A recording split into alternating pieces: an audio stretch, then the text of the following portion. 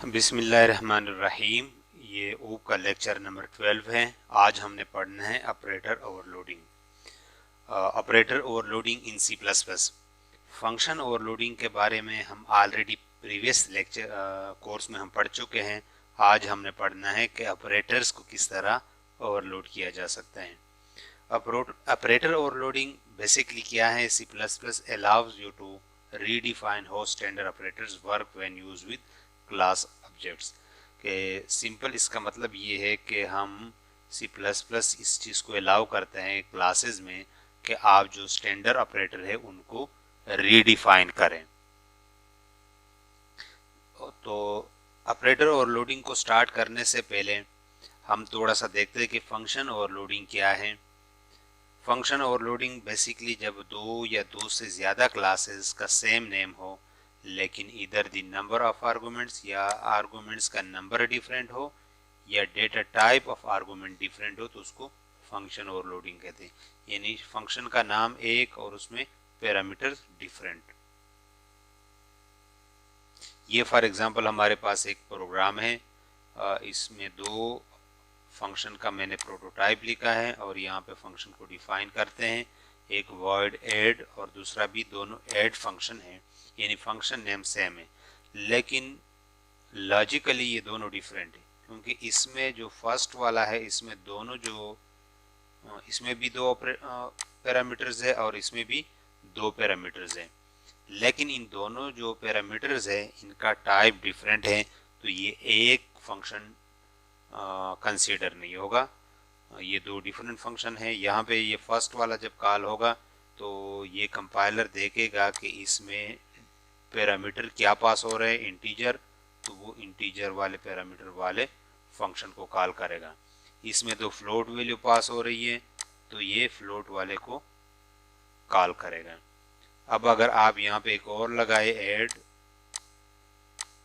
4 and 5.3, ठीक है, तो इसमें वो आपको एरर देगा क्योंकि यहाँ पे कोई भी ऐसा फंक्शन नहीं है जिसमें फर्स्ट पैरामीटर इंटीजर हो और दूसरा पैरामीटर क्या हो, फ्लोट हो।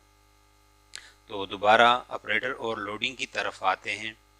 ऑपरेटर ओवरलोडिंग थोड़ा सा टेक्निकल है, बाकी जो हमने अभी तक जो भी जितने भी कॉन्सेप्ट पढ़े हैं लेकिन इतना मुश्किल नहीं है।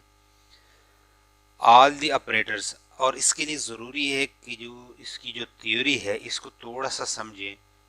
इसको समझना सिर्फ थोड़ा सा मुश्किल है, एक दफ़ा आपको समझ आए फिर उनको यूज़ करना आसान है क्योंकि इसमें कोई भी प्रोग्रामिंग कोई भी आप टेक्निक यूज़ करते उसके लिए जो उसके लिए रूल्स होते हैं वो सबसे इम्पॉर्टेंट होते हैं। All the operators in C plus plus are design to operate with the basic data types only या प्रिमिटिव डेटा टाइप्स ओनली। इसका मतलब क्या है कि जितने भी सी प्लस प्लस में जितने भी ऑपरेटर हैं वो बाय डिफ़ॉल्ट डिज़ाइन किया गया है बेसिक डेटा टाइप या प्रिमिटिव डेटा टाइप के लिए, ठीक है। प्रिमिटिव डेटा टाइप्स आपको पता है वो डेटा टाइप्स जो पहले ही से लैंग्वेज में मौजूद है, जिस तरह इंट, फ्लोट, डबल कैरेक्टर वगैरह। For example an arithmetic operator plus can be used to perform addition of integer, float, double, but cannot be used to perform addition of user defined object या user defined data type। यानी दो objects के दरमियान उनको आप use नहीं कर सकते। फॉर एग्जांपल एक क्लास है, उसके ऑब्जेक्ट है obj1 प्लस obj2, तो दो ऑब्जेक्ट्स के दरमियान आप इसको यूज बाय डिफॉल्ट इसका बिहेवियर नहीं है। हम पहले भी मैंने बताया था कि दो ऑब्जेक्ट्स के दरमियान जो सिर्फ एक ऑपरेटर अलाउड है वो ऑपरेटर है हमारे पास असाइनमेंट ऑपरेटर, कि एक ऑब्जेक्ट की वैल्यू को दूसरे में कॉपी करते हैं, लेकिन उसकी भी लिमिटेशन है। वो लिमिटेशन क्या है कि वैल्यू कॉपी करते हैं शैलो वे में। ये हमारे पास एक क्लास है पॉइंट, इसमें दो प्राइवेट मेंबर हैं। ये सेट वैल्यूज यानी वैल्यू को सेट करने के लिए एक्स वाई, और ये ऐड वैल्यूज एक फंक्शन है, इसमें हम वैल्यू ऐड करते हैं पॉइंट op1 op2, दो इसी क्लास के ऑब्जेक्ट्स पास होंगे वो ऐड होंगे और इसी में इसका सम जो है ना कैलकुलेट होगा। अब यहाँ पे देखिए point obj1, obj2 and obj3 तीन ऑब्जेक्ट्स क्रिएट होंगे। कितने ऑब्जेक्ट्स क्रिएट होंगे? तीन। तो obj1 dot set values 5 and यानी एक अब तीन ऑब्जेक्ट्स क्रिएट होंगे। obj1 इसका भी एक्स वाई वेरिएबल होगा, मैं सिर्फ 1 2 लिखता हूँ। obj2 इसका भी x की वैल्यू होगी y की, और obj3 इसकी भी x की वैल्यू एंड y की वैल्यू। तो obj1 dot set values, obj1 की मैं x y को सेट करता हूँ 5 एंड 20। वो किस तरह? ये इस फंक्शन को कॉल करेगा तो इसमें x y की वैल्यू सेट होगी 5 एंड 20। उसके बाद obj2 डॉट सेट वैल्यूज, उनकी वैल्यूज सेट हो रही हैं 10 एंड 20। फिर मैं क्या करता हूँ, अच्छा होना तो ये चाहिए, मैं चाहता हूँ कि ये दो जो obj1 है obj2 है, इनकी x आपस में प्लस हो, यानी ये 5 प्लस 10 यहाँ पे 15 स्टोर हो, और इसी तरह ये y प्लस ये y इक्वल टू, सॉरी ये 30 है, ये यहाँ पे स्टोर हो 50 आए। तो obj3 equal to obj1 plus obj2, लेकिन ये अलाउड नहीं है। ठीक है, अलाउड क्यों नहीं है? अभी पिछले स्लाइड में हमने पढ़ा था कि C++ में सिर्फ असाइनमेंट ऑपरेटर के अलावा बाकी कोई भी यूजर डिफाइंड डेटा टाइप में काम नहीं करता। ये obj1 obj2 क्या है? User defined data type. ये इसका टाइप क्या है? पॉइंट क्या है? क्लास है। ठीक है, तो क्लास हमने पहले क्लास के बारे में पढ़ चुके हैं कि class user defined data type है। ठीक है, तो क्लास आपने 2 वेरिएबल रखे, कोई 3 वेरिएबल रखेगा, कोई 10 वेरिएबल रखेगा, ये कोई मतलब पहले से प्री डिफाइंड नहीं है। अच्छा, तो हम इस तरह ऐड नहीं कर सकते, क्या करेंगे? obj3 डॉट ऐड वैल्यू, तो हम एक फंक्शन लिखते हैं उनको ऐड करने के लिए। obj3 डॉट ऐड वैल्यू, यानी ये फंक्शन जो है ये obj3 से कॉल होगा ये फंक्शन। ठीक है, ये फंक्शन अब कॉल हो रहा है obj3 से, उसमें obj1 obj2 as a parameter pass हो रहे हैं, तो obj1 की वैल्यू इसको मिल जाएगी और obj2 की वैल्यू इसको मिल जाएगी। तो x मीन्स कौन सा x? जिस ऑब्जेक्ट से इस मेथड को कॉल किया गया है। इस मेथड को कॉल किया है कौन सा ऑब्जेक्ट से? हमने obj3। तो ये x मतलब है ये obj3 का x इक्वल टू op1। आपके जहन में ये क्वेश्चन आएगा कि हम डायरेक्ट क्यों नहीं लिखते कि obj1 dot x plus obj2 dot x. obj1 obj2 यहाँ पे वो एक्सेसिबल नहीं है अंदर। ठीक है, वो तो बाहर इसी क्लास के वो वेरिएबल डिफाइन हुए। तो ये दोनों ऑब्जेक्ट्स पास होंगे इस मेथड के थ्रू। यहाँ पे अब क्या है कि x मीन्स जो डायरेक्ट एक्सेस होता है वेरिएबल, वो होता है जिस ऑब्जेक्ट से इस मेथड को कॉल किया गया है। तो इस मेथड को हमने कॉल किया है obj3 से, तो ये x y obj3 की है। तो op1 dot x, op1 means object 1 dot x plus object 2 dot x, 5 plus 10, ये यहाँ पे स्टोर होगा 15। इसी तरह ये 50 हो जाएगा। लेकिन ये यानी मेथड आप लिखते हैं, तो अगर मेथड की बजाय आप चाहे कि हम इस तरह लिखें, ठीक है, जो स्टैंडर्ड तरीका है कि एक ऑब्जेक्ट में दो ऑब्जेक्ट जो है उनकी वैल्यू आपस में प्लस साइन यूज हो, तो आप इस ये जो ऑपरेटर है इसको ओवरलोड कर सकते हैं। ठीक है, ओवरलोड करे फिर यहाँ पे वो काम करेगा। ठीक है, ओवरलोडिंग द असाइनमेंट ऑपरेटर, सबसे पहले हम असाइनमेंट ऑपरेटर को ओवरलोड करते हैं। although copy constructor solve the initialization problems inherited with objects containing pointer members, they do not work with simple assignment statement। जो असाइनमेंट स्टेटमेंट है उसको हम क्यों ओवरलोड करते हैं? हमने पढ़ा भी था अभी के obj2 इक्वल टू obj1। ठीक है, एक ऑब्जेक्ट की वैल्यू दूसरे में कॉपी होती है, लेकिन इसकी ज़रूरत इसलिए है कि उसमें एक लिमिटेशन थी। आप अगर शैलो कॉपी एंड वो लेक्चर देखें, इसमें ये होगा कि इसमें मेंबर वाइज असाइनमेंट होती है। अगर किसी क्लास में पॉइंटर्स मौजूद नहीं है फिर तो ये सही काम करेगा, फिर ऑपरेटर ओवरलोड करने की ज़रूरत नहीं है। लेकिन अगर इसमें क्लास में कोई पॉइंटर है, फिर जो डिफ़ॉल्ट बिहेवियर है असाइनमेंट ऑपरेटर का वो काम नहीं करेगा आपको असाइनमेंट ऑपरेटर ओवरलोड करना पड़ेगा।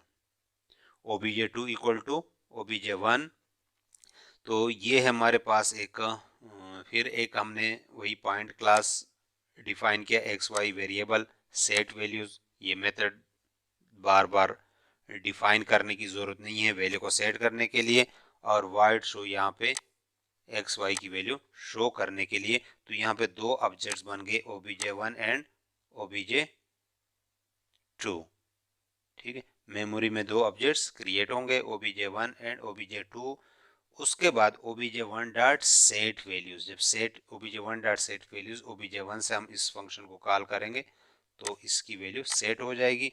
उसके बाद है obj2 इक्वल टू obj1, तो obj2 में उसकी वैल्यू कॉपी हो जाएगी। ठीक है, यहाँ पे हमने अभी ओवरलोड नहीं किया, ये जो डिफॉल्ट बिहेवियर है वो सही काम कर रहा है। ठीक है, सही काम क्यों कर रहे हैं कि इस क्लास में कोई भी पॉइंटर वेरिएबल मौजूद नहीं है। obj2 डॉट शो जब आप शो करते हैं तो उसमें भी वही वैल्यू होगी जो obj1 में थी, क्योंकि obj1 की वैल्यू कॉपी हो गई obj2 में। अब जो डिफॉल्ट बिहेवियर है उसका मसला क्या है, अब इस वही पॉइंट क्लास है लेकिन एक्स वाई के अलावा एक पॉइंटर वेरिएबल भी हमने डिक्लेयर किया। ठीक है, पॉइंटर वेरिएबल देखिए यहाँ पे इस पॉइंट को समझने के लिए आपको पॉइंटर पे कमांड होना चाहिए। ठीक है, पॉइंटर के बारे में दो वीडियो अपलोड हुए हैं, आप वहीं से भी देख सकते हैं कि पॉइंटर की कंप्लीट जो है ना ऑपरेशन और पॉइंटर के कॉन्सेप्ट आपको पता होना चाहिए। ये एक पॉइंट, ठीक है, पॉइंट इसका क्या मतलब है, वही जो क्लास नेम है, यहाँ पे एक मेथड भी है, इसका मतलब है ये कंस्ट्रक्टर है। कंस्ट्रक्टर में क्या हो रहा है कि ये जो पॉइंटर है इसको कोई डायनामिक मेमोरी असाइन हो रही है। क्या असाइन हो रही है? Dynamic memory. तो इनिशियली हर यहाँ पे जब obj1 क्रिएट होगा और obj2 क्रिएट होगा तो एक्स वाई तो उनकी अब उसमें कोई वैल्यू नहीं है, लेकिन ये जो पॉइंटर वेरिएबल है इसको एक डायनामिक मेमोरी असाइन होगी। वो क्यों असाइन होगी? क्योंकि ऑब्जेक्ट जब क्रिएट होगा तो ऑब्जेक्ट के क्रिएशन के साथ ऑब्जेक्ट का कंस्ट्रक्टर कॉल होगा, तो कंस्ट्रक्टर में उसी ऑब्जेक्ट के पीटीआर जो है उसको एक dynamic integer type value memory assign होगी। तो उस मेमोरी का एड्रेस फॉर एग्जांपल इसको असाइन हुई ये मेमोरी और इस वाले को असाइन हुई ये मेमोरी। ठीक है, यानी इसकी मेमोरी उसमें स्टोर हो जाएगी। उसके बाद हम वैल्यू सेट करते हैं obj1 dot set values 5, 20 and 100। 5 store होगा x में, 20 स्टोर होगा y में और 100 स्टोर होगा किस में? Asterisk PTR. ठीक है, पीटीआर हमने नहीं लिखा, पीटीआर का मतलब होता है कि यहाँ पे। ठीक है, और पीटीआर जब आप डायरेक्ट लिखते उसमें कोई वैल्यू आनी, या आप जब इस तरह लिखते पीटीआर इक्वल टू सी तो ये अलाउड नहीं है, क्योंकि पीटीआर पॉइंटर वेरिएबल है, इसमें सिर्फ मेमोरी स्टोर हो सकती है। जब पॉइंटर वेरिएबल के आगे स्टेरिक लिखा हो तो इसका मतलब है कि वो मेमोरी लोकेशन जो ये पॉइंटर जिसको पॉइंट कर रहे हैं, तो ये C100 वैल्यू कहाँ पे स्टोर हो जाएगी? यहाँ पे स्टोर हो जाएगी। ठीक है, यानी स्टेरिक पीटीआर जिस मेमोरी लोकेशन को पॉइंट कर रहा है वहीं पे ये 100 स्टोर हो। ठीक है, इसकी समझ आ गई। अब मैं लिखता हूँ obj2 डॉट टेस्ट। ठीक है, obj2 डॉट टेस्ट। obj2 से मैं क्या करता हूँ, अच्छा sorry, obj2 equal to obj1। तो ये जब असाइनमेंट होगी तो ये किस तरह होगी? Member wise assignment. एक्स की वैल्यू, इस एक्स की वैल्यू यहाँ पे स्टोर होगी, इस वाई की वैल्यू यहाँ पे स्टोर होगी। ये मेंबर वाइज असाइनमेंट है। ठीक, और इस पीटीआर की वैल्यू यहाँ पे स्टोर होगी। ठीक है, तो अब यहाँ पे क्या स्टोर होगी? 0x ये हेक्साडेसिमल रिप्रेजेंट करता है, क्योंकि मेमोरी आप जब भी यूज करते हैं, ये प्रिंट करते हैं, वो हेक्साडेसिमल फॉर्मेट में डिस्प्ले होंगे। CC9EE8। ठीक है, ये जो obj1 की पीटीआर में जो वैल्यू थी वो इसमें भी स्टोर होगी। तो जब इस पीटीआर में ये वैल्यू स्टोर होगी तो इसका मतलब है कि इस पीटीआर का इस मेमोरी लोकेशन से राब्ता क्या हो गया? कट गया, और ये अब उसी पीटीआर उसी वेरिएबल को उस मेमोरी लोकेशन को पॉइंट कर रहे हैं जो ऑब्जेक्ट 1 कर रहा था। ठीक है, अब उसके बाद obj2.test obj2 से इस मेथड को मैं कॉल कर रहा हूँ। उसमें सिंपल क्या कर रहा हूँ, स्टेरिक पीटीआर इक्वल टू 200, यानी obj2 का जो स्टेरिक पीटीआर है यानी पॉइंटर जिस वेरिएबल को पॉइंट कर रहे हैं, तो ऊपर यहाँ इस स्टेटमेंट के एग्जीक्यूशन के बाद क्या हुआ, उसका जो पुराना मेमोरी था वो खत्म हो गया, उसके साथ लिंक, वो अब पॉइंट कर रहा है उस मेमोरी लोकेशन को, तो यहाँ पे वैल्यू हो जाएगी 200। ठीक है, और x की वैल्यू क्या हो जाएगी 2 एंड y की वैल्यू 15। ठीक है, x और y की वैल्यू तो चेंज हो गई क्योंकि obj2 की फॉर एग्जांपल आपको चेंज करने की जरूरत, चेंज हो गई। ये जो मसला हो गया कि यहाँ पे ptr की जो वैल्यू हमने चेंज की तो वो इस ऑब्जेक्ट के लिए भी वो चेंज हो गया। ठीक है, इसको कहते हैं शैलो कॉपी। ठीक है, तो ये अब मसला है, अगर आप 2-3 पॉइंटर को कॉपी करते तो वो सारे पॉइंटर एक मेमोरी लोकेशन को पॉइंट कर रहे हैं। ठीक है, होना तो ये चाहता कि यहाँ पे वो 200 स्टोर हो। ठीक है, वो ऑब्जेक्ट 1 जिसको पॉइंट कर रहे हैं पीटीआर वो डिस्टर्ब ना हो। तो ये उसका जो असाइनमेंट ऑपरेटर है ये उसका डिफॉल्ट बिहेवियर है। तो डिफॉल्ट बिहेवियर में वैल्यू को कॉपी करते हैं मेंबर वाइज असाइनमेंट, ये उसको शैलो वे असाइनमेंट कहते हैं, शैलो वे कॉपी। ठीक है, तो शैलो वे कॉपी के यही डिसएडवांटेज है। तो इसी वजह से फिर आपको ये जो ऑपरेटर है ये ओवरलोड करना पड़ेगा। ठीक है,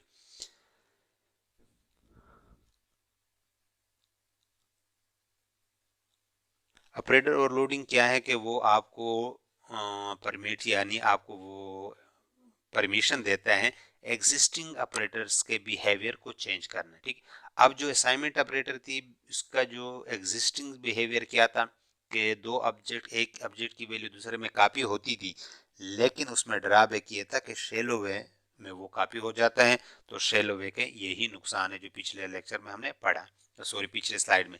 C plus plus allow a class to have special member function called operator function. ठीक है, सी प्लस प्लस आपको अलाउ करता है स्पेशल मेंबर फंक्शन। ठीक है, कुछ स्पेशल फंक्शन क्लास में आप कुछ स्पेशल फंक्शन बना सकते हैं जिसको कहते हैं ऑपरेटर फंक्शन। ठीक है, if you wish to redefine the way a particular operator work with an object, you define a function for that operator. The operator function is then executed anytime the operator is used with an object of that class. आप जब किसी भी class में कोई भी operator overload करते हैं तो उसका डिफॉल्ट बिहेवियर उस क्लास के लिए ख़त्म हो जाएगा। जब भी उस क्लास के ऑब्जेक्ट के साथ वो ऑपरेटर यूज हो तो वो उसको कंसीडर करेगा ऑपरेटर ओवरलोडिंग में।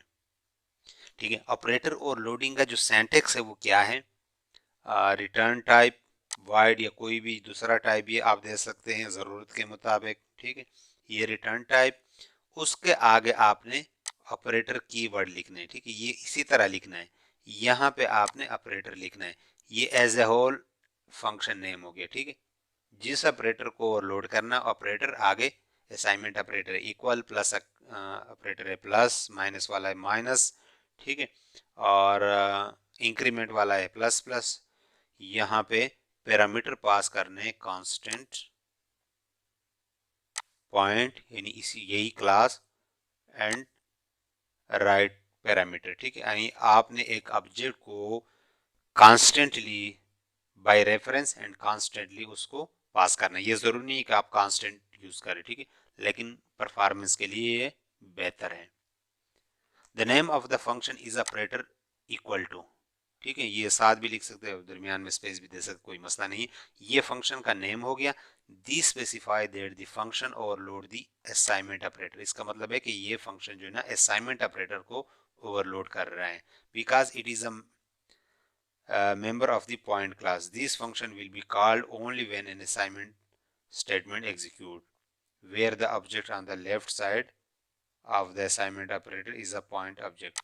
जब भी assignment operator के left side पे इसी क्लास का ऑब्जेक्ट हो तो वो इस ऑपरेटर को, उसका जो इस असाइनमेंट ऑपरेटर की जो डिफ़ॉल्ट बिहेवियर है वो अप्लाई नहीं होगा, बल्कि ये फंक्शन कॉल होगा। उस फंक्शन के अंदर आपकी मर्जी, आपने जो भी परफॉर्म किया है। ये तो जनरल सिंटैक्स अभी भी मैंने बताया था।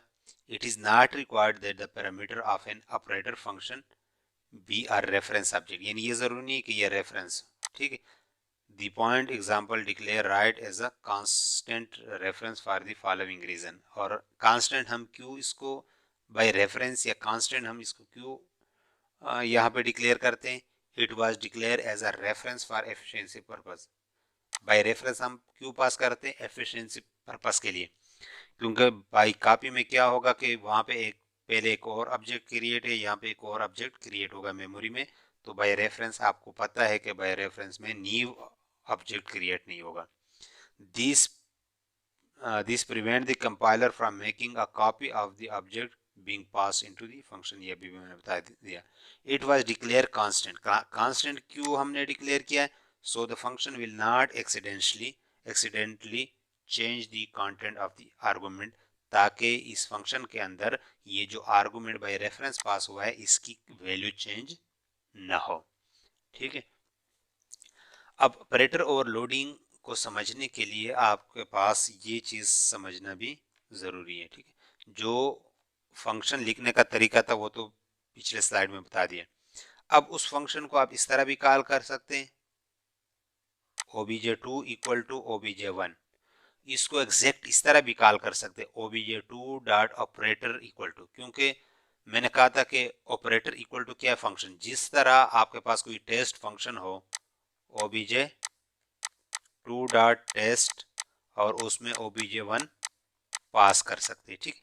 इस तरह एग्जैक्ट ये टेस्ट की जगह पे ऑपरेटर इक्वल टू हमारे पास अब एक फंक्शन है, ठीक है। obj2 dot operator equal to obj1, और इसको शॉर्टकट इस तरह भी लिख सकते हैं, ठीक है। तो ये इसके लिखने का मकसद ये था ताकि आप लोगों को समझ आ जाए, ठीक है।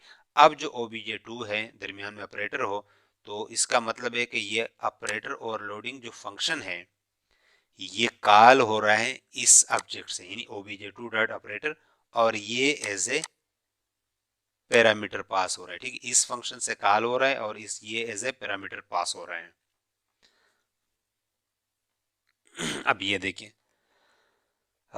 ये मेथड जो है पहले हम इसके बारे में मैंने बता दिया है कि वैल्यू सेट करने के लिए void operator equal to, void operator equal to operator overloading function है, कांस्टेंट पॉइंट ob, ठीक है। मैंने ob यूज किया है। x equal to ob dot x, y equal to ob dot y। यहाँ पे पॉइंटर आप दो ऑब्जेक्ट्स क्रिएट किए, obj1 एंड obj2, तो मेमोरी में दो ऑब्जेक्ट्स क्रिएट हो जाएंगे, ठीक है। उसके बाद नेक्स्ट क्या करना है हमने? obj1 dot set values. obj1 की मैं वैल्यू सेट करता हूँ 5 एंड 20, और obj2 इक्वल टू obj1। ये बेसिकली अब असाइनमेंट नहीं हो रहा, अब ऑपरेटर ओवरलोडिंग फंक्शन कॉल हो रहा है। तो वो फंक्शन किस तरह कॉल हो रहा है? फंक्शन कॉल हो रहा है obj2 से, ठीक है। फंक्शन कॉल हो रहा है obj2 से, और obj1 as a parameter pass हो रहा है। यानी इसको मैं अगर इस तरह भी लिख सकता हूँ, obj2 dot operator equal to obj1 as a parameter pass हुआ। ये स्टेटमेंट और ऊपर ये दोनों एक से मतलब है, ठीक। तो obj1 से ये फंक्शन कॉल हो रहा है और ये obj2 as a parameter pass हो रहा है, ठीक है।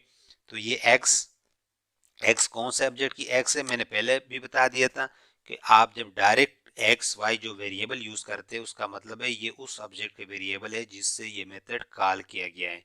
तो यहाँ पे ये मेथड हमने कॉल किया है obj2 से, equal to obj1 as a parameter, उसकी वैल्यू ob में आ गई। तो x equal to ob dot x, y equal to ob dot y, तो ये वैल्यू इधर कॉपी हो जाएगी, ठीक है। अब आप जब शो करते हैं तो obj2 की भी वही वैल्यू हो जाएगी। C++ allow operator function to be called with a regular function call notation, यानी हम रेगुलर फंक्शन कॉल नोटेशन के थ्रू भी कर सकते हैं और ऑपरेटर सिंबल के थ्रू भी कर सकते हैं। ये दोनों सेम ही है, इसका सेम इफेक्ट है। लेकिन आपको जब ये समझाने के लिए, ठीक है, जब आपको समझ आ जाए तो ये वाला यूज करें। The assignment operator return value, ठीक है। अब यहाँ पे तो मैंने रिटर्न वैल्यू वाइड लिखा था, ठीक है। अब पहले हम एक प्रोग्राम लिखते हैं तो उससे हमें समझ आ जाएगी, ठीक है। तो ये पॉइंट क्लास है। फॉर एग्जांपल मैं यहाँ पे वॉइड लिखता हूँ, ठीक है। रिटर्न टाइप क्या लिखता हूँ, वॉइड लिखता हूँ। तो वही प्रोग्राम है जो अभी मैंने आपको दिखाया था, पॉइंट obj1 obj2, फिलहाल obj3 जो है वो रिमूव करें। अब obj1 obj2, तो obj1 and obj2 set values 5 and 20, तो obj2 इक्वल टू obj1।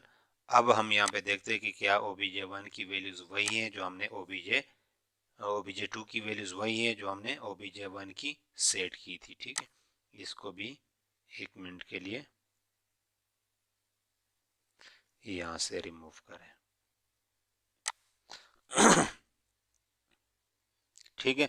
तो एक्स वाई की वैल्यू वही है obj2 की जो obj1 की थी, क्योंकि obj1 की वैल्यूज कॉपी हो गई obj2 में। अब मैं यहाँ पे अगर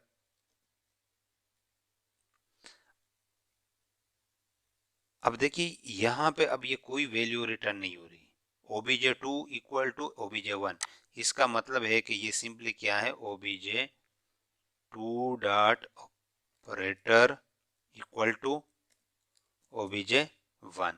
तो अब इसमें मुझे बताया कि इसमें कोई वैल्यू रिटर्न हो रही, कोई वैल्यू रिटर्न नहीं हो रही, ठीक है। इसको मैं यहाँ से हटाता हूँ, ठीक है। अब देखिए अभी भी काम करेगा। अब मैं यहाँ पे जब एक और ऑपरेटर ऑब्जेक्ट क्रिएट करता obj3, तो obj1 obj2 dot set values obj2 की मैं वैल्यू सेट करता हूँ 10 एंड 30 फॉर एग्जांपल। तो अब मैं चाहता हूँ कि मैं obj1 obj2 की तो वैल्यू सेट हो गई। अब मैं चाहता हूँ कि obj3 equal to obj1 equal to, बल्कि इसकी obj2 की वैल्यू भी सेट नहीं करता, मैं क्या करता हूँ obj3 equal to obj2 equal to obj1, यानी obj1 की वैल्यू तो सेट हो गई है, तो obj1 की वैल्यू कॉपी हो obj2 में और obj2 की वैल्यू कॉपी हो obj3 में, जो सिंपल प्रिमिटिव डेटा टाइप्स के में हमने ये देखा है और हम इस तरह यूज करते हैं। अब देखिए अब ये एरर आएगा। एरर इसीलिए आएगा कि ये देखिए error not match for this operator and void की वजह से, क्योंकि इसका कोई रिटर्न टाइप नहीं और यहाँ पे वैल्यू रिटर्न हो रही है, ठीक है। तो आपको ये कंफ्यूजन होगी कि वैल्यू कैसे रिटर्न होगी, जब obj3 नहीं थी फिर तो वैल्यू फिर तो काम कर रहा था, लेकिन आप जब यहाँ पे obj3 यूज करते हैं तो अब इसका मतलब है कि ये फंक्शन इस तरह कॉल हो रहा है, obj3 से कॉल हो रहा है, obj3 बल्कि नहीं, obj3 इसमें ये वाला असाइनमेंट है, ठीक है। और आगे वाला जो है वो ऑपरेटर ओवरलोडिंग है, obj2 डॉट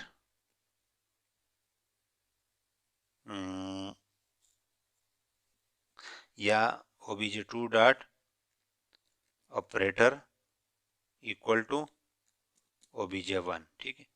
तो अब ये देखिए यहाँ पे obj2 से ये फंक्शन कॉल हो रहा है और obj1 पास हो रहा है, तो जाहिर बात है हमने असाइन किया obj3 को, तो यहाँ पे वैल्यू भी रिटर्न होगी, ठीक है।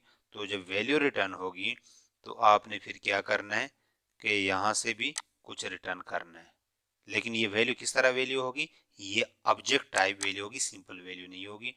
तो आपने रिटर्न टाइप भी पॉइंट रखना है, ठीक है। और यहाँ पे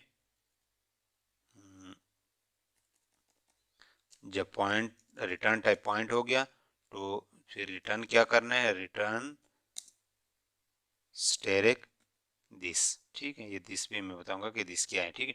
अब जाहिर बात है अब मैं रिटर्न कर रहा हूँ, ये जो कैलकुलेशन हो गई, जो करंट ऑब्जेक्ट है obj2 ये मैं रिटर्न कर रहा हूँ, तो ये किस तरह रिटर्न होगा, ठीक है। इसका तो यहाँ पे चलो ob2 अगर मैं रिटर्न करता हूँ तो मैं रिटर्न कर सकूँ ob2, ठीक है।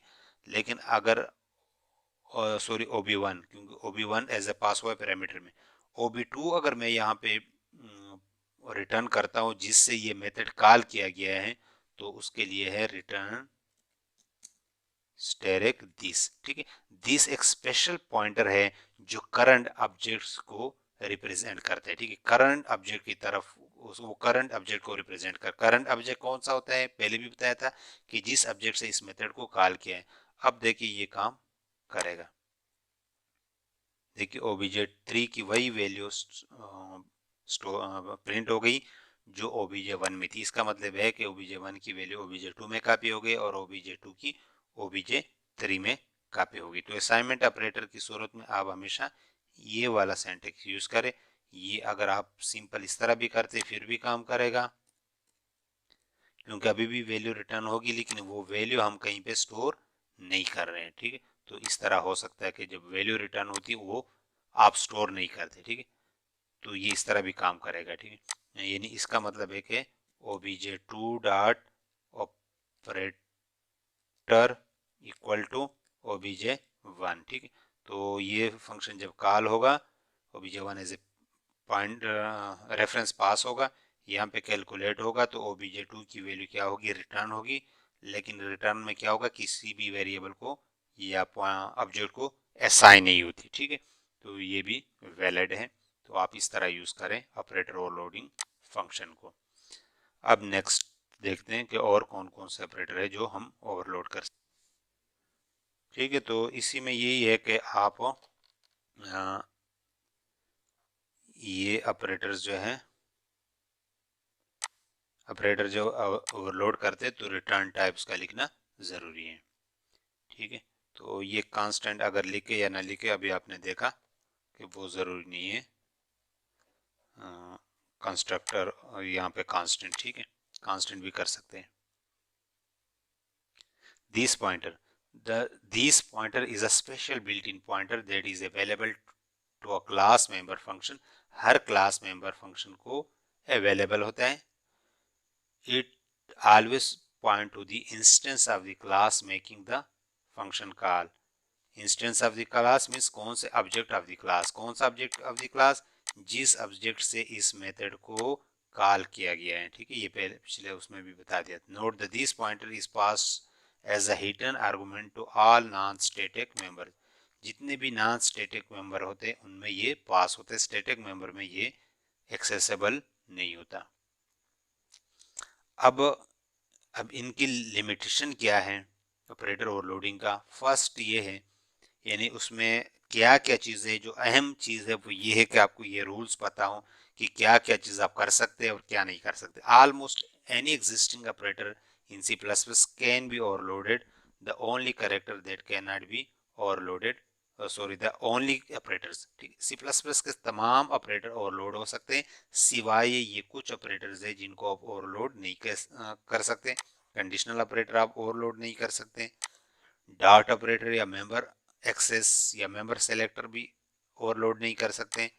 मेंबर पॉइंटर सेलेक्टर भी नहीं कर सकते। Scope resolution and size of, ये 5 ऑपरेटर हैं जिनको आप ओवरलोड नहीं कर सकते।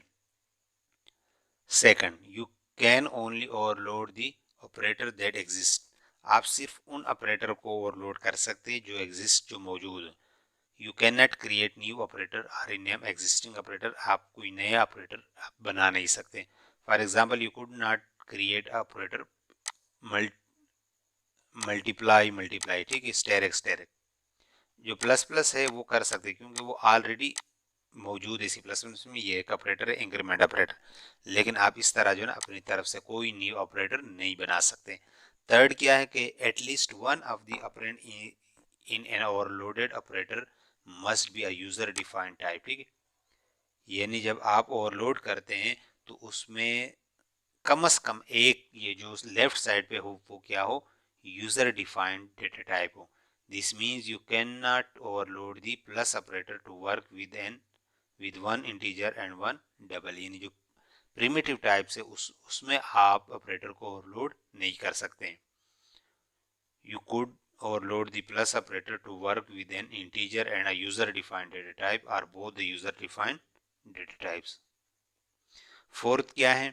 It is not possible to change the number of operand operator supports. यानी ऑपरेटर, जिस ऑपरेटर की जितने ऑपरेंड है वो आप चेंज नहीं कर सकते। जिस तरह प्लस है, ये बाइनरी ऑपरेटर है, इसके दो ऑपरेटर हो, ऑपरेंड एक, operand one and operand two, आप इसको चेंज नहीं कर सकते, यानी दो से कम या ज्यादा नहीं कर सकते। All operator keep their default precedence and associativity. ठीक है, पिछले इसमें क्लास में इस पे पूरा लेक्चर है कि प्रेसिडेंस एंड एसोसिएटिविटी क्या है, वो भी आप चेंज नहीं कर सकते। जो इन ऑपरेटर की प्रेसिडेंस यानी पहले कौन सा ऑपरेटर परफॉर्म हो रहा है, एसोसिएटिविटी के लेफ्ट से परफॉर्म होगा या राइट से, ये वही है जो ऑलरेडी हम पढ़ चुके हैं, जो ऑलरेडी प्रिमिटिव डेटा टाइप्स के लिए, वो भी आप चेंज नहीं कर सकते। अब मैथमेटिकल ऑपरेटर जो है, अरिथमेटिक ऑपरेटर भी आप ओवरलोड कर सकते हैं। जिस तरह ये प्लस ऑपरेटर है, तो प्लस ऑपरेटर को अगर आपने, ये देखिए जब आप लिखते हैं बाकी चीज़ों की तो आपको समझ आ गई कि ऑब्जेक्ट 1, ऑब्जेक्ट 2 एंड ऑब्जेक्ट 3 है। ऑब्जेक्ट 1 की वैल्यू हम सेट कर रहे हैं 5 एंड 20 एंड ये 10 एंड 30। ठीक है, अब obj3 equal to obj1 plus obj2। ठीक है, तो जब दो ऑब्जेक्ट्स के दरमियान या एक साइड पे ऑब्जेक्ट को दूसरा सिंपल नंबर हो, तो जब ये कोई ऑपरेटर यूज़ हो तो वो सबसे पहले देखेगा कि ये ऑपरेटर कहीं पे ओवरलोड है। ठीक है, तो अगर ओवरलोडेड मिल गया ये एग्जीक्यूट होगा, अदरवाइज एरर देगा कि ये अलाउड नहीं है। तो सबसे पहले तो ये आप देखिए कि ये इक्विवेलेंट किस चीज़ का है, obj3 equal to obj1 dot operator plus obj2, यानी ये ऑपरेटर फंक्शन अब कॉल होगा, obj1 से कॉल होगा और obj2 as a parameter pass होगा। जो परफॉर्म होगा, जो ऑब्जेक्ट रिटर्न होगा, वो obj3 को असाइन होगा। ठीक है, तो obj1 से ये कॉल होगा और obj2 as a parameter pass होगा। राइट मैंने इसलिए लिखा यहाँ पे पैरामीटर का नाम के राइट साइड वाला जो है वो एज ए पैरामीटर पास होगा। तो पॉइंट टेम्प, मैं एक टेम्परेरी पॉइंट क्लास का ऑब्जेक्ट बना रहा हूँ। टेम्परेरी क्यों बना रहा हूँ? क्योंकि यहाँ पे डायरेक्ट ये तो नहीं लिख सकते कि x equal to x plus right x, फिर तो इसकी वैल्यू चेंज हो जाएगी या इसकी चेंज हो जाएगी। क्योंकि एडिशन में जब भी आप दो वेरिएबल को ऐड करते हैं c equal to A plus B, ठीक है, तो ए बी की वैल्यू ऐड होगी, सी में वो स्टोर होगा, ए और बी की जो अपनी वैल्यू है उस पर कोई फर्क नहीं पड़ेगा। तो इसीलिए इन दो ऑब्जेक्ट की वैल्यू पे कोई फर्क ना पड़े, एक टेम्परेरी ऑब्जेक्ट क्रिएट किया। तो temporary object dot x equal to x, ये तो टेम्परेरी ऑब्जेक्ट की एक्स वाई ये तो समझ आ रही है। ये एक्स कौन से ऑब्जेक्ट का है? obj1 का, क्योंकि ये मेथड कॉल हुआ है obj1 से। तो x equal to right x, ये जो पैरामीटर में पास हुआ है right x means obj1 x plus obj2 x. तो टेम्परेरी जो एक ऑब्जेक्ट क्रिएट हुआ है मेमोरी में, उसके x में स्टोर हो जाएगा 15, फिर उसके y में स्टोर होगा y प्लस राइट y 50। ठीक है, ये टेम्परेरी ऑब्जेक्ट में स्टोर हुआ है। रिटर्न टेम्प, ठीक है, तो रिटर्न जब होता है तो ये जितना भी कॉलिंग स्टेटमेंट होता है यहाँ पे क्या रिप्लेस होता है, जो वैल्यू रिटर्न होती है। ठीक है, तो टेम्प ऑब्जेक्ट जो रिटर्न हो गया वो obj3 को मिल जाएगा, यानी अब obj3 की वैल्यू हो जाएगी 15 एंड 50। ठीक है, इसी तरह प्लस ऑपरेटर को आप ओवरलोड कर सकते हैं। माइनस ऑपरेटर, डिवीजन, जितने भी बाइनरी ऑपरेटर हैं अरिथमेटिक, वो आप इसी तरह आप उनको ओवरलोड कर सकते हैं। तो यहाँ पे एक ही काफ़ी है, सारे यहाँ पे परफॉर्म करने की ज़रूरत नहीं है। अब इसका प्रोग्राम देखिए आप। ठीक है, तो अब आप देख सकते हैं कि हमने प्लस ऑपरेटर को ओवरलोड किया है। तो obj3 की जब हम वैल्यू प्रिंट करते तो ये वैल्यू प्रिंट हो जाएगी। मैं इसकी वैल्यू 50 और इसकी 30 की बजाय 40। ठीक है, तो ये क्या होगा obj3 में 60 एंड 70। अच्छा, ये जो यहाँ पे प्लस है हम लिखते हैं obj2 प्लस obj1, इसका यहाँ पे जो फंक्शन के अंदर स्टेटमेंट है उनके साथ कोई ताल्लुक नहीं है। इनका ताल्लुक है सिंपली कि obj2 dot operator obj1 as a parameter pass होगा। फॉर एग्जांपल मैं यहाँ पे x माइनस obj और y माइनस obj, ठीक है। ये अब एक ऑब्जेक्ट दूसरे से माइनस हो रहा है, ठीक है, -40 एंड -10, क्योंकि obj, बल्कि मैं वही पुरानी वैल्यू रखता हूँ 5 एंड, क्योंकि obj2 माइनस हो रहा है, सॉरी obj2 से obj1 माइनस हो रहा है, ठीक है। तो देखिए 5 एंड 20 किस तरह है, देखिए obj2 से ये कॉल हो रहा है, obj2 से कॉल हो गया और obj1 एज ए पैरामीटर पास हुए, तो टेम्परेरी के x में है obj2x क्या है 10 माइनस 5 रह जाएगा और 30 माइनस 10 20 रह जाएगा। तो यहाँ पे जो उसके अंदर ऑपरेशन है वो आपने एहतियात के साथ यूज करना है। यहाँ पे ऑपरेटर ओवरलोड हुआ है प्लस का, लेकिन उसके अंदर आप सिंपली ये कट करके मैं सिंपल लिखता हूँ सी आउट हेलो वर्ल्ड, ठीक है।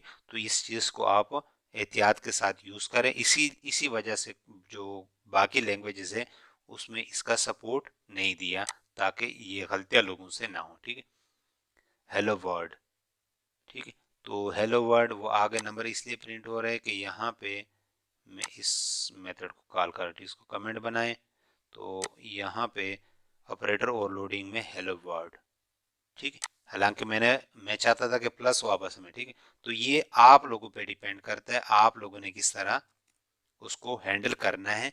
ये जो ऑपरेटर ओवरलोडिंग है ये मैं सिर्फ ये समझाता हूँ कि obj2 प्लस obj1, तो ये बेसिकली इक्विवेलेंट है obj2 डॉट ऑपरेटर प्लस और obj1 as a parameter pass होगा, ठीक है। और ये फंक्शन कॉल होगा, उसके आगे उसके अंदर जो लॉजिक है वो आपने खुद बनाना है, उसके लिए कोई प्री डिफाइंड नहीं है कि आप वही ऑपरेटर यूज करेंगे, ठीक है। वहां पे कोई भी ऑपरेटर आप यूज कर सकते हैं, कुछ भी ये वहां पे एग्जीक्यूट कर सकते हैं, सॉरी प्लस, ठीक है। तो ये आप पे डिपेंड करता है। बाकी जितने ऑपरेटर्स हैं binary plus minus division multiplication वो भी इसी तरीके से हो।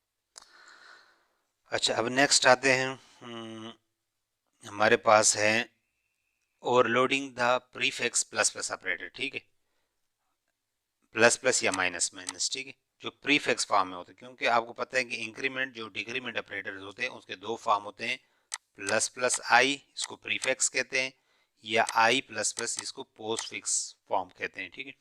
तो इनको भी उसी तरीके से आप ओवरलोड कर सकते हैं। ये वही क्लास है, सेट वैल्यूज पॉइंट, जो पॉइंट क्लास है ऑपरेटर प्लस प्लस, ठीक है, ये प्रीफिक्स के फॉर्म में प्रीफिक्स,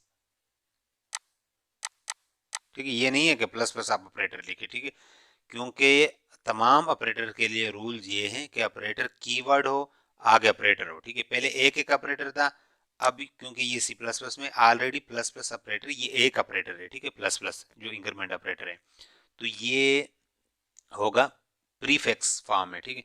तो यहाँ पे मैं सिंपल लिखता हूँ x plus plus and y plus plus return this, ठीक है। तो पॉइंट obj1 ऑब्जेक्ट क्रिएट हुआ मेमोरी में, obj1 डॉट सेट वैल्यूज, तो इसकी वैल्यू 5 हो जाएगी और इसकी वैल्यू 20। उसके बाद मैं लिखता हूँ प्लस प्लस obj, ये अगर आपने इस तरह लिखा obj प्लस प्लस या obj1 प्लस प्लस, ये आपको एरर देगा, क्योंकि ये पहले कंपाइलर यहाँ पे ढूंढेगा कि यहाँ पे कोई पोस्ट फिक्स वाला ऑपरेटर ओवरलोड है, वो मौजूद नहीं होगा तो आपको एरर देगा, ठीक है।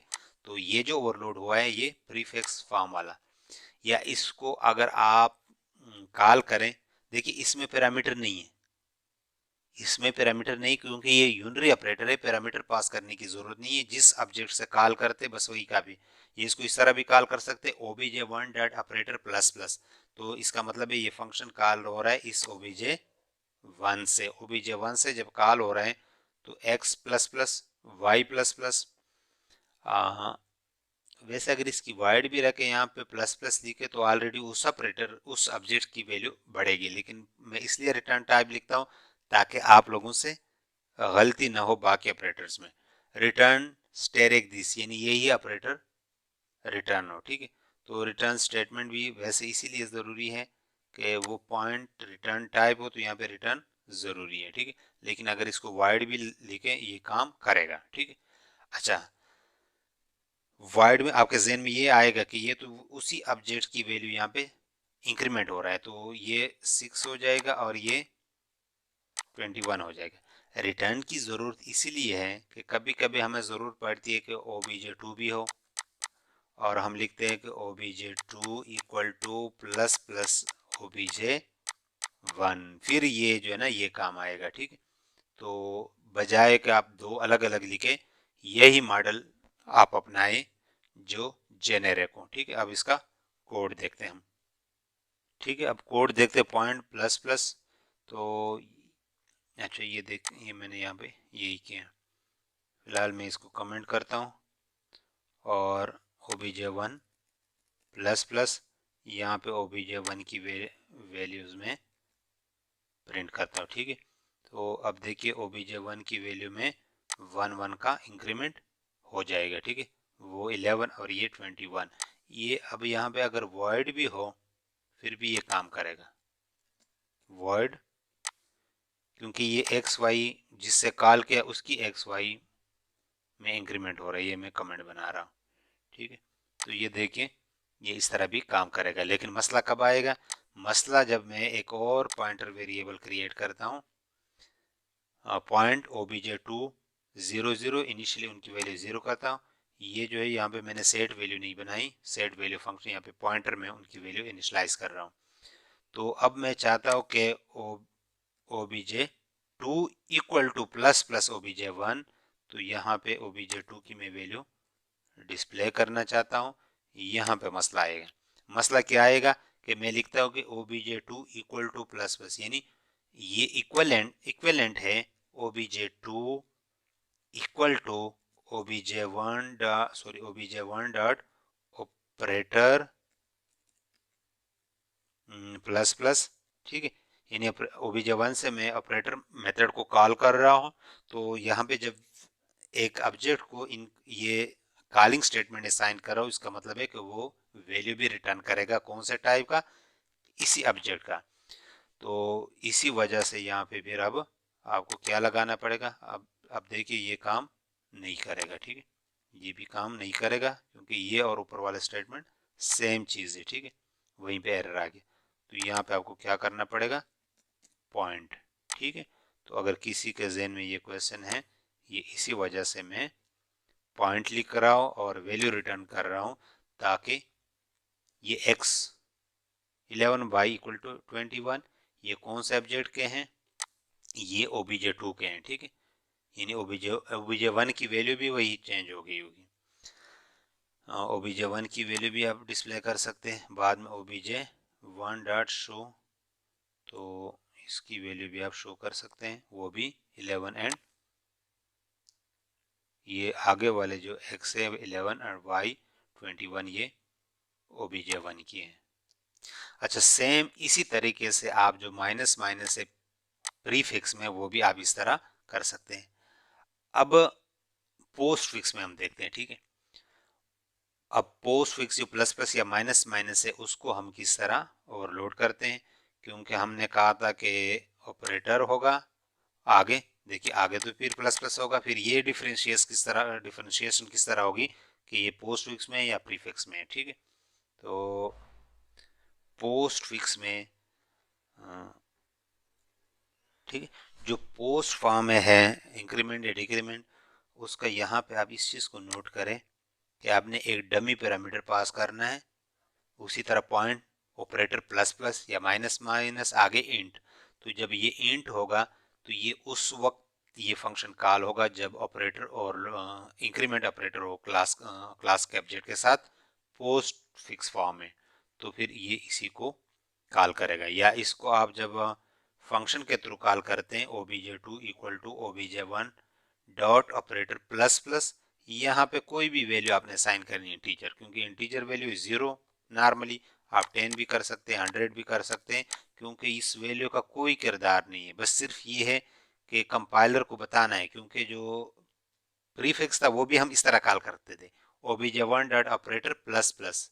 ठीक है, तो इसको तो इस तरह नहीं कॉल कर सकते obj1 dot operator plus plus. फिर कंपाइलर में क्या होगी, एम्बिग्विटी के ये पोस्ट फिक्स है, प्रीफिक्स है, तो पोस्ट फिक्स के लिए कंपाइलर को यहाँ क्या चाहिए, एक इंटीजर पैरामीटर, वो डमी पैरामीटर है, उसका कोई किरदार नहीं है, वो सिर्फ क्या करेगा, इधर पास करेगा।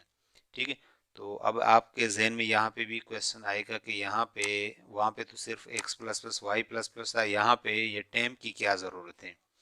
टेम्प की इसलिए ज़रूरत है क्योंकि आपको रूल्स का पता है पोस्ट फिक्स का, कि obj2 की जो पुरानी वैल्यू है, यानी ये 1020 कापी हो जाएगी obj2 में, उसके बाद obj1 में इंक्रीमेंट होगा। तो इसी वजह से मैं लिखता हूँ पॉइंट टेम्प, यानी सबसे पहले क्या लिखता हूँ मैं, टेम्प एक टेम्परेरी ऑब्जेक्ट, और temp dot x equal to x plus plus. ठीक है, तो मैं अगर थोड़ा सा और भी एक्सप्लेन करूँ तो मैं इस तरह भी लिख सकता हूँ कि पॉइंट टेम्प एक टेम्परेरी ऑब्जेक्ट, और temp dot x equal to x, और temp dot y equal to y, यानी obj1 से ये कॉल हो रहा है, तो टेम्प की x में obj1 की x स्टोर हो, obj1 की x फिलहाल क्या है 10 है, और टेम्प की y में obj1 की y क्या है 20, उसके बाद x plus plus and y plus plus, उसके बाद ये एक्स वाई डायरेक्ट कौन से ऑब्जेक्ट की, obj1 से, क्योंकि ये मेथड ऑपरेटर ओवरलोडिंग मेथड पास कॉल हुआ है obj1 से, तो उसमें इंक्रीमेंट होगा। तो रिटर्न टेम्प, टेम्प की कौन सी वैल्यू रिटर्न होगी, क्योंकि जो पहले ऑब्जेक्ट के इंक्रीमेंट से पहले जो वैल्यू साइन हुई थी। ठीक है, ये रूल भी आपने जहन में रखना है। या इस तरह अगर आप देखिए temp dot x equal to x plus plus x obj1 की एक्स, तो सबसे पहले x की वैल्यू जो 10 है वो इसको असाइन होगी, उसके बाद x में इंक्रीमेंट होगा। फिर इस तरह पहले y की वैल्यू इसको असाइन होगी, फिर उसके बाद y में इंक्रीमेंट होगा। अब इसका कोड देखते हैं हम।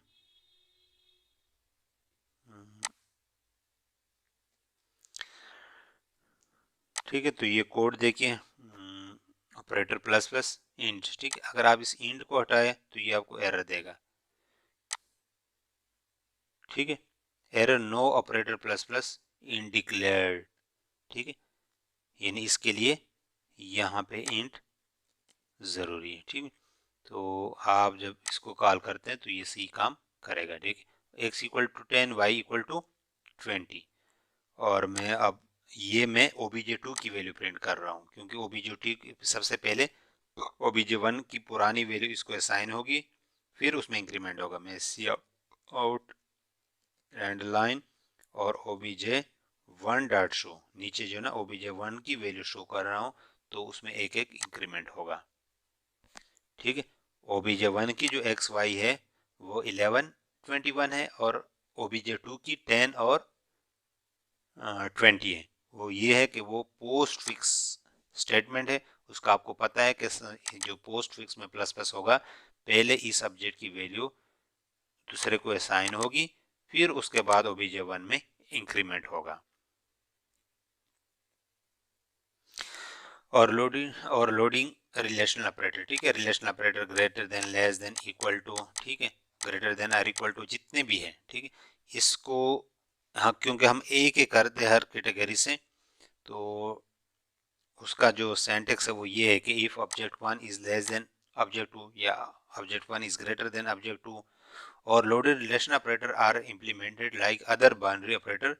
The only difference is that relation operator function should always return a true or false. ठीक है, ये जब यहाँ पे जब वैल्यू रिटर्न होगी वो ट्रू होगी या फॉल्स, यानी बुलियन वैल्यू। अब हम ग्रेटर देन वाला,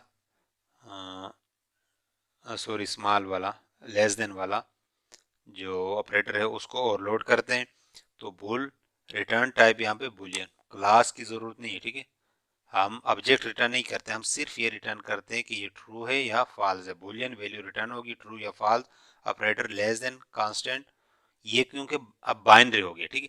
पिछले जो प्लस प्लस थे पोस्ट प्रीफिक्स, उसमें पैरामीटर पास नहीं हो रहे थे क्योंकि वहां पे यूनरी ऑपरेटर था, तो जिस ऑपरेटर से फंक्शन कॉल हो रहा था पैरामीटर में दूसरा पास नहीं हो सकता था। बाइनरी में ये होगा कि दूसरा एक से तो इस ओबीजे वन से तो ये फंक्शन कॉल हो रहा है और ये एज ए पैरामीटर पास हो रहा है, ठीक है। तो बुलियन बुलियन की इनिशियल स्टेट में फॉल्स रखता हूँ। इफ मैं अब देखिए ऑब्जेक्ट की जो कंपैरिजन है वो डिपेंड करता है कि आप खुद किस तरह कर रहे हैं, ठीक है। ये फॉर एग्जांपल एक्स वाई है और ये दूसरे की एक्स वाई है। मैं जो यहाँ पे कर रहा हूँ ये ओबीजे वन है और ये ओबीजे टू है। मैं ये देखता हूँ कि इसकी एक्स इसके एक्स से स्मॉल हो और इसका एक्स अगर इसके वाई सॉरी इसका वाई इसके वाई से स्मॉल हो तो ओवरऑल ये स्मॉल है, ठीक है। आप ये भी कर सकते हैं कि इनकी जमा से कम हो तो ये क्या है, स्मॉल है, ठीक है। वो आप पे डिपेंड करता है। तो मैं लिखता हूँ if x is less than right dot x, ठीक है। अच्छा पहले इस पार्ट पे object one object two, two objects create हो गए मेमोरी में। Object one dot set value, object one की वैल्यू 5 एंड 20, ऑब्जेक्ट टू की वैल्यू 10 एंड 30 मैंने सेट कर दी। If object one is less than object two, तो यहाँ ये जो स्टेटमेंट है ये क्या करेगा, ये इस फंक्शन को कॉल करेगा, ठीक है। या ये इक्विवेलेंट है OBJ one dot operator less than obj2 as a parameter pass हो रहा है, ठीक है। तो बुलियन की जो इनिशियल स्टेट है वो फॉल्स रखा है मैंने। बुलियन वेरिएबल जो है उसमें सिर्फ फॉल्स या ट्रू से हो सकते हैं। इफ एक्स कौन से वेरिएबल की एक्स है, obj1 की, क्योंकि इस मेथड को कॉल किया है obj1 से। obj1 की यानी x less than right dot x, right dot x means obj2 dot x से कम हो, and y is less then obj1 की y कम हो obj2 की y से। तो स्टेटस में रखता हूँ, स्टेटस चेंज करता है ट्रू। तो अब यहाँ पे क्या होगा, रिटर्न स्टेटस। तो अगर ये वाला ट्रू हो गया ये कंडीशन, तो उस स्टेटस की वैल्यू ट्रू होगी और ये ओवरऑल ये कंडीशन क्या होगा, ट्रू, ये एग्जीक्यूट होगा, अदरवाइज ये एग्जीक्यूट होगा, ठीक है। अब इसका कोड देखते हैं। अच्छा कोड में आप देख सकते हैं वही कोड है। तो फिलहाल जो obj1 है उनकी वैल्यू दोनों की छोटी है, obj1 इज स्मॉल, ठीक है। और अगर obj1 ये 50 हो तो फिर क्या, बल्कि ये मैं 11 करता हूँ तो ये जो है ना कंडीशन ट्रू नहीं होगा, ठीक है। obj1 is not small. ये अब मेरी रिक्वायरमेंट है। आप इस तरह भी कर सकते कि ये दो वैल्यू अगर दोनों को ऐड करें, ये कितना बनता है 31, और इन दोनों को ऐड करें तो ये क्या बनता है 40, ठीक है। तो ओवरऑल तो obj2 बड़ा हुआ, तो आप यहाँ पे उस कोड को क्या कर सकते हैं, चेंज कर सकते हैं। ये भी कर सकते हैं कि if x plus y bracket में लिखें ताकि उसका प्रेसिडेंस का मसला ना हो, x plus Y means obj1 की एक्स वाई, क्योंकि ये ऑपरेटर फंक्शन कॉल हो रहा है obj1 से, इज लेस देन। अब दूसरे की मैं obj2 किस तरह लिखूंगा, क्योंकि obj2 तो डायरेक्ट एक्सेस नहीं होगा, वो पैरामीटर के थ्रू आ रहे हैं, right dot x plus right dot y. तो अगर ये इनका जो एडिशन स्मॉल हुआ तो फिर ओवरऑल छोटा होगा। अब देखिए वही प्रोग्राम है obj1 स्मॉल। तो ऑब्जेक्ट का जो स्मॉल है या ग्रेटर है वो भी इसलिए ओवरलोडेड डायरेक्ट काम नहीं करता क्योंकि यहाँ पे हर बंदे की जो ना डिफरेंट रिक्वायरमेंट है, तो आप जिस तरह उसको ओवरलोड करना चाहते हैं, ठीक है। तो आपका ये लेक्चर एंड हो गया। अब बाकी जो ऑपरेटर्स है, अब अगर आप यहाँ पे जो हमने 4-5 ऑपरेटर ओवरलोड किए, इसकी अगर आपको समझ आए तो बाकी सारे ऑपरेटर आप खुद ओवरलोड कर सकते हैं। तो आज का लेक्चर एंड हो गया, बाकी नेक्स्ट लेक्चर में हम फिर मिलते हैं।